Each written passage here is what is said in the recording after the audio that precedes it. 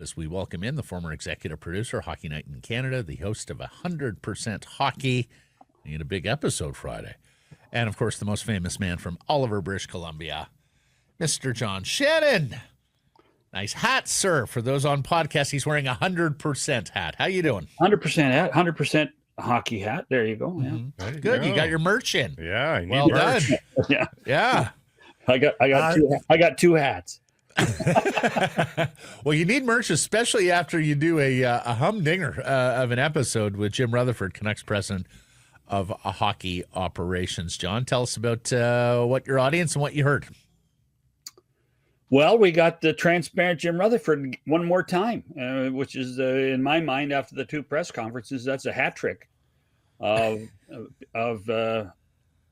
Jimmy just telling it like it is. About Quinn Hughes, what the next 2 years is probably going to be like, about how the process of what he went through with Rick Tocchet, where he is with Wielander, where he is with Besser.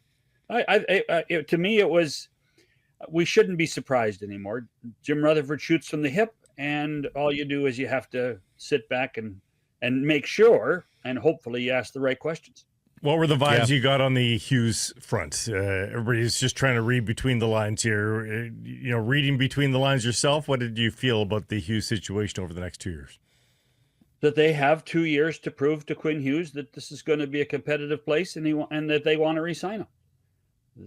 To me, this was, they have to create an environment now for Quinn Hughes not to exercise that unrestricted free agency option that he has in 2 years.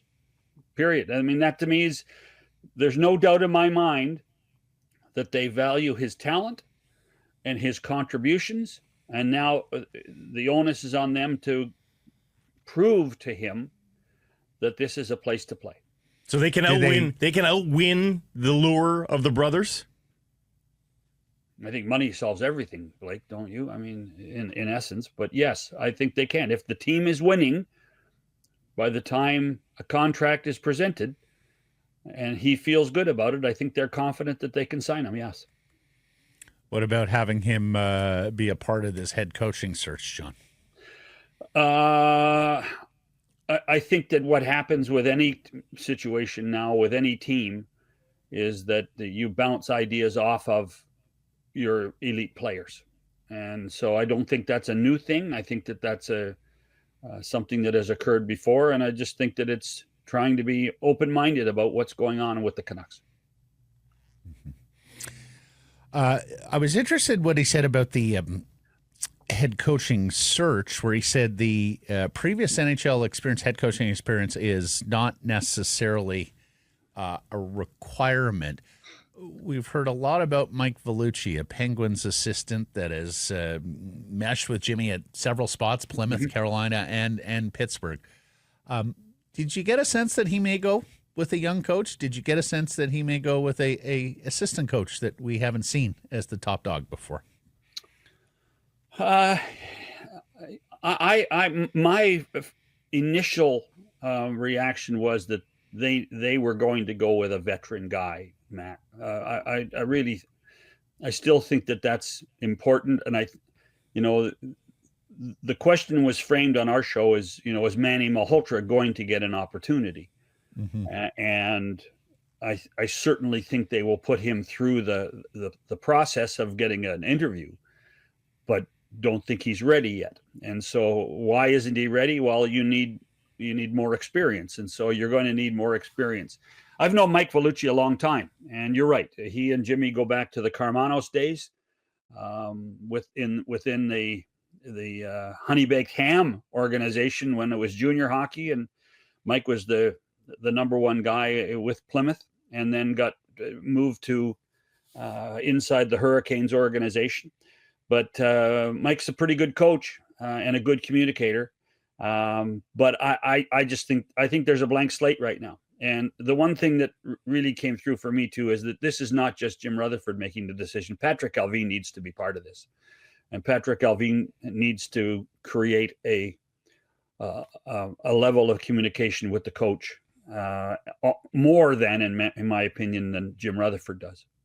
And how about Quinn Hughes? Think he's involved in the decision at all? I think, as I said before, I do think that they say, listen, here's our list of guys. Do I think Quinn Hughes is going to interview people? No, I don't think Quinn Hughes is going to interview people. But I do think that they would bounce names off of Quinn. Quinn Hughes is a pretty smart hockey guy. Look, you talked about, pedigree. There's a lot of hockey people that have gone through the Hughes household, whether it be over a beer in the backyard or at a dinner table with Jimmy there, and so there's a lot of knowledge, that institutional knowledge, that can help the Canucks, I think. The non-head coach guys in the NHL, hey, they've got resumes. I'm not going to belittle the resumes, but are guys like Vellucci, Malhotra, even Adam Foote, who was just on the staff, are they the right avenue for the Canucks? Can they get by? Can they please Hughes? Can they be a competitive team with those guys, or do they need NHL veterans behind the bench? Head coach. Well, I don't think there's a simple answer to that, Blake. I mean, because if I had told you that Spencer Carberry was going to be, the great young hope that he has become in Washington, after, I'll be honest, he was in Toronto, and of course, with the rules of coaches, you don't talk to assistant coaches. Some people didn't even know Spencer Carberry was on the staff. And yet alone, he goes back to Washington, into their organization, and becomes really one of the bright young lights in the game. So I don't think there's just a simple path that it has to go this way. I think it has to be the right person in the right situation, and creating a positive environment. And so your list and my list could be as good as any list out there, and perhaps we have the right guy, and perhaps we don't. That's the challenge, the subjective challenge of trying to find a really solid head coach for this hockey club. I was a little bit surprised to hear him say that Vancouver isn't often on the top of free agent wish lists, simply because, I mean, this is one of the most desirable communities to live in the world over, not just amongst the NHL 32.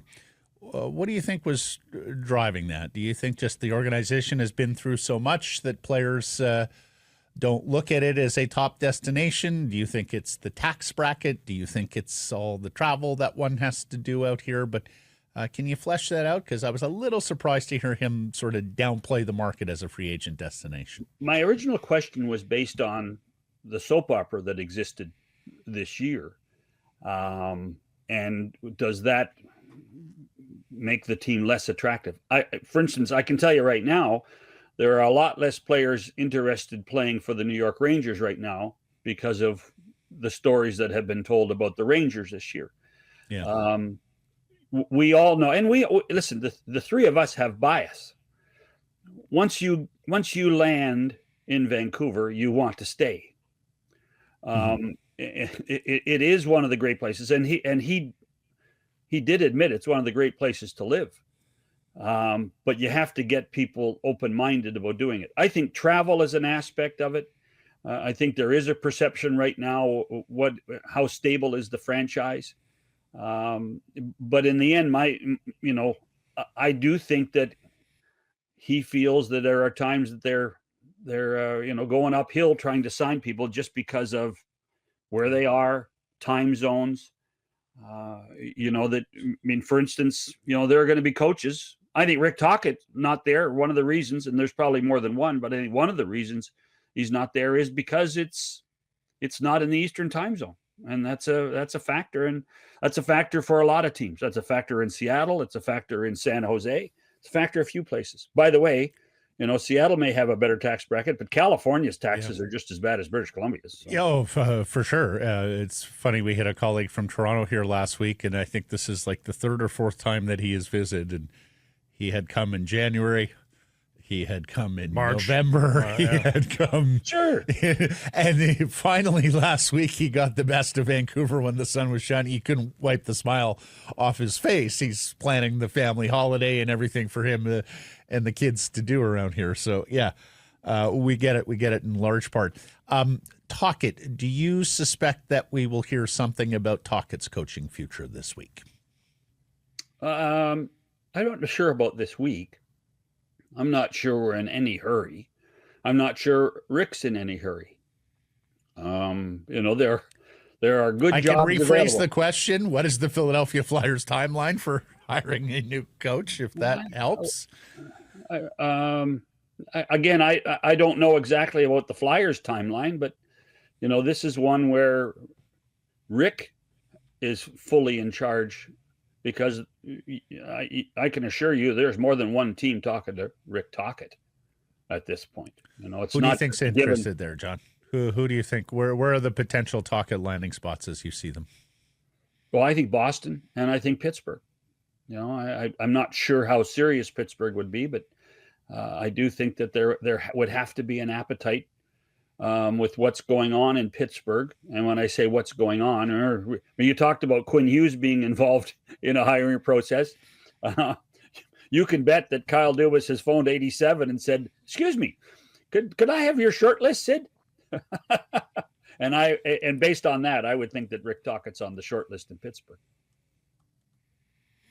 And good on 87 for playing for Canada at the World Championships. Yes. I was quite surprised to read that. Over, And Nathan. And Nathan, too. And I saw you had that story. Well done, Scoops. And I also saw people saying, boy, if you're Nick Suzuki and Connor Bedard and you said no to Team Canada for this World Championship. Think about Macklin Celebrini is going to be privy to over the course of the next month. Like, that's the next thing that came to my mind is Macklin Celebrini is going to get a firsthand view of his future and what it's like. Not that we were worried about his be that boss off-ice habits, but he's going to get just a crash. I think the Bedard turning them down probably hurt the guys at Hockey Canada a little bit more than anything else, just because they are pointing beyond this World Championship. They are pointing towards Olympics. They are pointing towards World Cups, and the better. And Connor Bedard has played for Canada lots. We know that, and it has been a difficult year in Chicago. But knowing full well that he turned them down, and then Sydney and Nathan show up, you go, oh, wouldn't it be great if we could have just dragged Connor Bedard with us to Sweden, just to sit in the corner and watch. Do you think there's a world in which Macklin makes the Olympic team and Connor Bedard does not? I don't know. I haven't. Gosh, I'll be honest. I'm having with the way the hockey's gone and surviving Four Nations, and I'm having a difficult time wrapping my head around there's an Olympics next year. Yeah. Well, and the other thing is I really hope they give themselves a little bit more time to evaluate than they did with the Four Nations. Remember, those rosters were picked in December. I think there's a different timeline, Matt. I think there has to be because, you remember last year they picked the team and then everyone was like, look at these three Canadian goaltenders who would look like a better trio than the guys who were selected. So yeah, I want to hear that. I want to see that a little later in the definitely the new year. Lastly, John, there's 3 Canadian teams standing in the second round of the Stanley Cup playoffs. We have not seen that in 21 years. Who do you feel best about in their ability to advance? I feel that Edmonton can advance, and I think Toronto can advance, and I think that the Winnipeg Dallas series will be the who is healthier quicker series. If Scheifele and Morrissey can come back, will that balance out Robertson and Heiskanen coming back? Difficult not to pick the Dallas Stars right now. They look like they're going the right direction. But listen, I don't think anybody knows. And I think that's one of the magic things about the Stanley Cup playoffs this year. No one knows what's going to happen. The matchups are spectacular. The games have been spectacular. In my opinion, the weekend was the greatest first round weekend in the history of the National Hockey League. I don't cheer, and we only had two games. And we only had 2 games. Yeah. Very good. Very well put. Contextualized. I don't cheer, and I certainly don't cheer for these Jets. They're not my Jets, as I've told Matt for years. Oh, come on. No. But here's my but. I do cheer for the community, and a lot of people.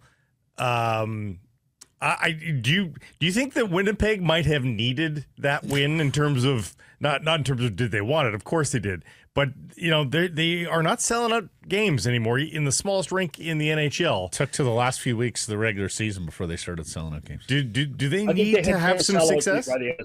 I think they had 10 sellouts by the end of the year. Yeah. Well, I think this was as much a victory for the business side, as it was for the hockey side. And I think you saw that at the end of the game with Mark Chipman giving the high fives to the boys coming off the ice. This was an important series for the Winnipeg Jets for the long term.